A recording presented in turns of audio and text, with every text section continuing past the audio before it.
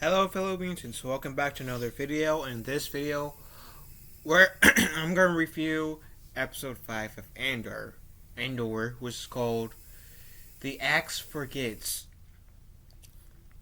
So, with Mon Month, so we don't get any flashbacks again, which I'm kind of digging because I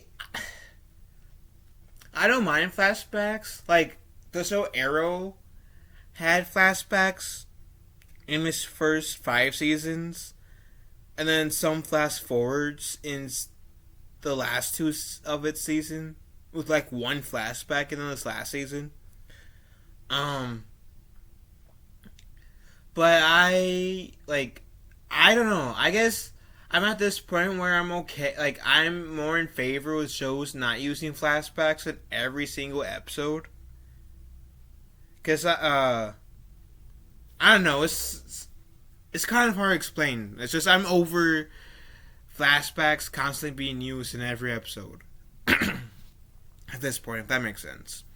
Anywho, Mon Mothma, on her side, when we are on Coruscant for part of the time, she,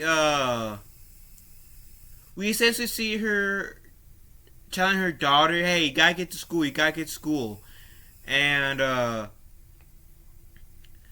was kind of confused of where the conversation was going, like, towards the end, because, like, I didn't know if the daughter meant, like, the charity event thing that Mon Mothma was throwing, later. I'm guessing it will be in episode 6, where the daughter was saying you only think about yourself, and Mon Mothma's husband doesn't back her up, so Mon Mothma walks away. And you can tell that that is pretty much a dysfunctional family. Like, I don't get the sense that Mon Mothma or her husband love each other.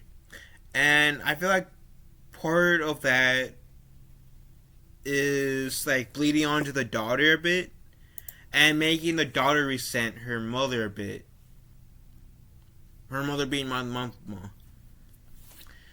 And then, uh, we see Mon Mothma and her husband in this taxi car having a talk. And then the husband said, can you go into the express lane just to have a longer of a talk, longer alone time with Mon Mothma?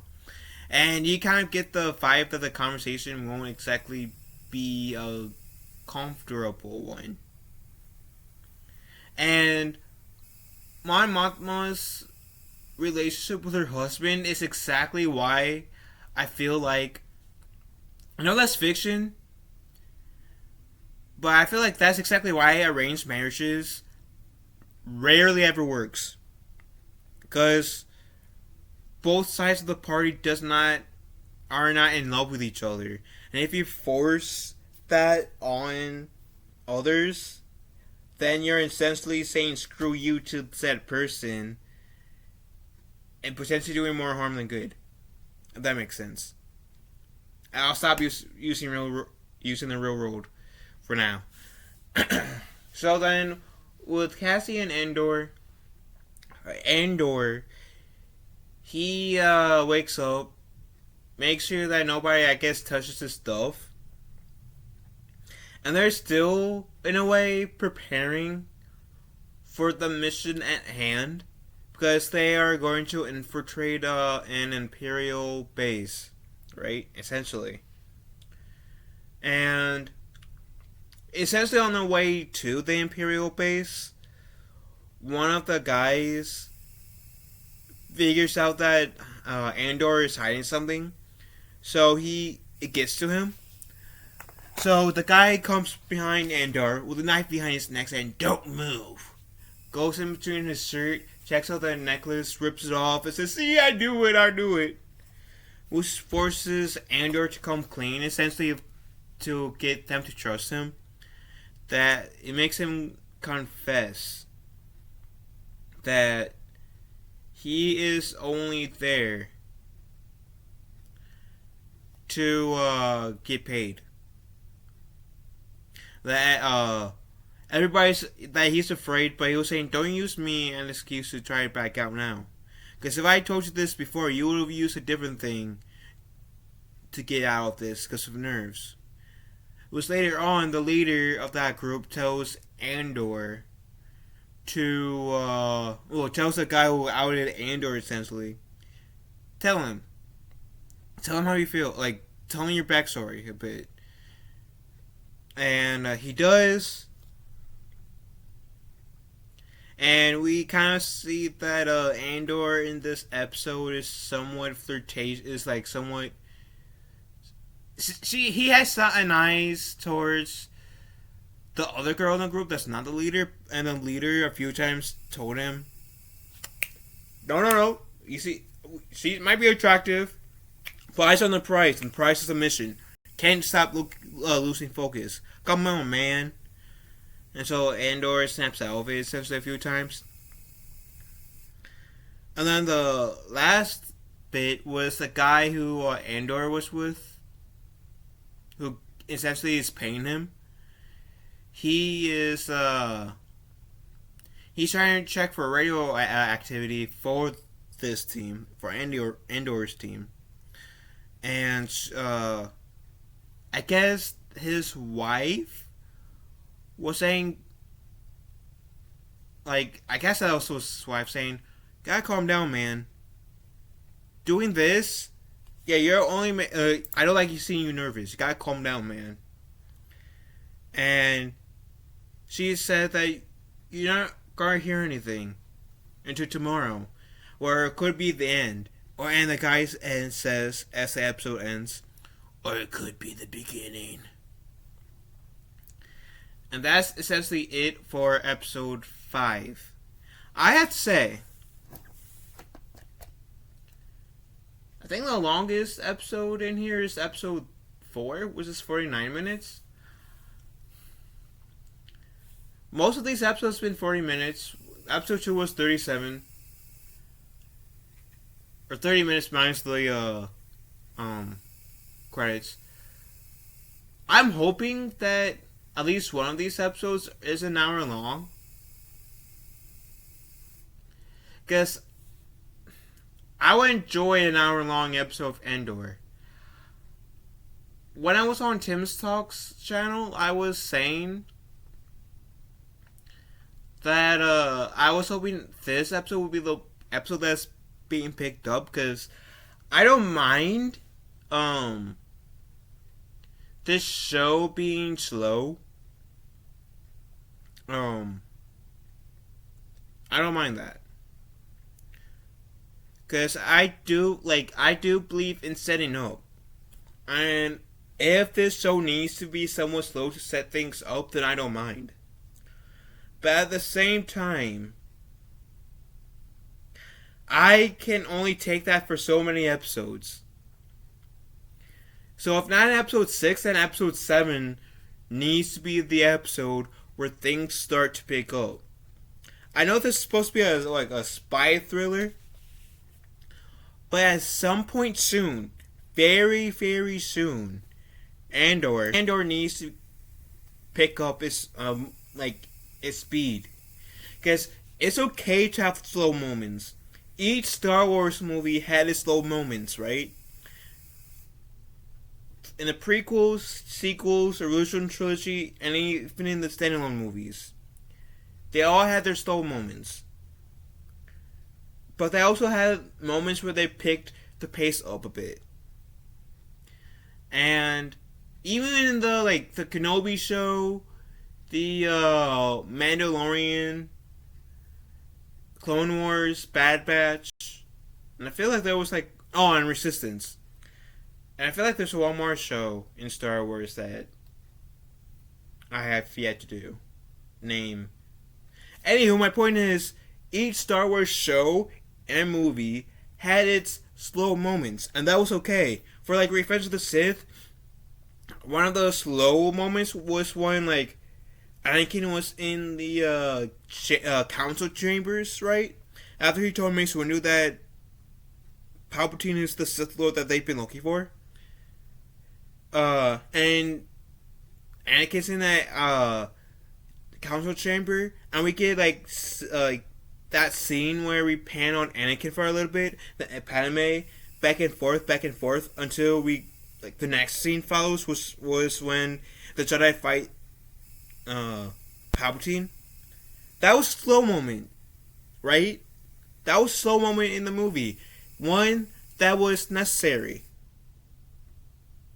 and then that next episode is one that brought things back, like kept like sped things up a little bit, right? I'm not saying that Andor needs a scene where he's looking out a window and spanning out him and his like adopted mother essentially look out the window.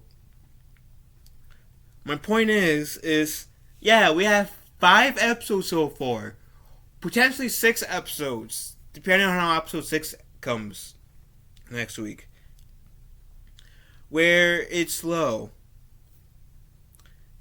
At some point, we need a fast episode. I mean, that's like so far. I think that's like the biggest complaint about this episode series is that it's been too slow. And to those people who are criticizing it, I feel like the first 3 episodes was definitely necessary. The 4th episode was somewhat necessary, but I have to agree with them with number 5. I need this show to pick up a bit, like pick up. Like it's like I said, it's good that he took things slow. That's needed, but now we need the pickup. So I'm hoping episode 6 it will be that pickup episode. Like, come on, excitement, like, and there's I doesn't need to be like action type things to be excitement. It could be like as you receive excitement, because we already know that Andor is going to survive this. And my month's going to survive this. But we need like something to like get on our chairs to make us like, oh my god, what's gonna happen to this character, that character, this character, that character. For me there hasn't really been that since like episode 3 when Andor met the guy he met and there was that shootout on Ferrix, I think it's the planet's name. And that only lasted for like 2 minutes at most. And that was pretty exciting. Because I didn't know if that one woman that Andor was talking to was going to survive that better or not. And so like I would love to see that again. Like sure they have the X-Wing or not X-Wing, sorry. TIE Fighter come kind of close, and that was like, oh snap, sure, but that I would like. My point is, I would like to have something like on the edge of my seat for at least 30 seconds, at least. So that's just me. So far, that's really my only critique of the show. I think.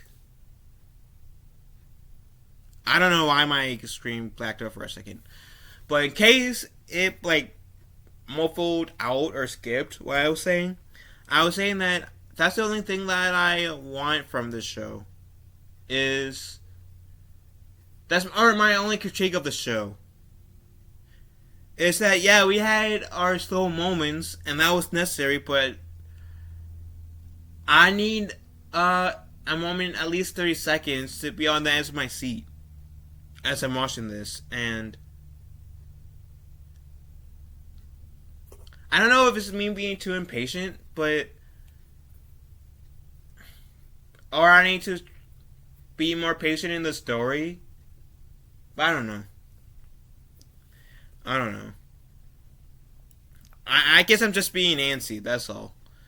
But so far, I'm enjoying Andor. Andor is one of the, so far, best things to come out of Star Wars. So, like, under the Disney umbrella. So far, I'm behind Andor. Andor is a pretty solid show. And, I do, even though I I think the slowness is kind of getting to me as well now.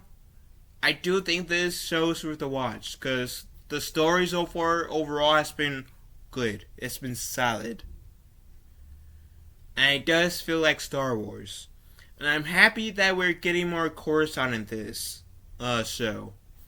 So that's good. And in this episode too.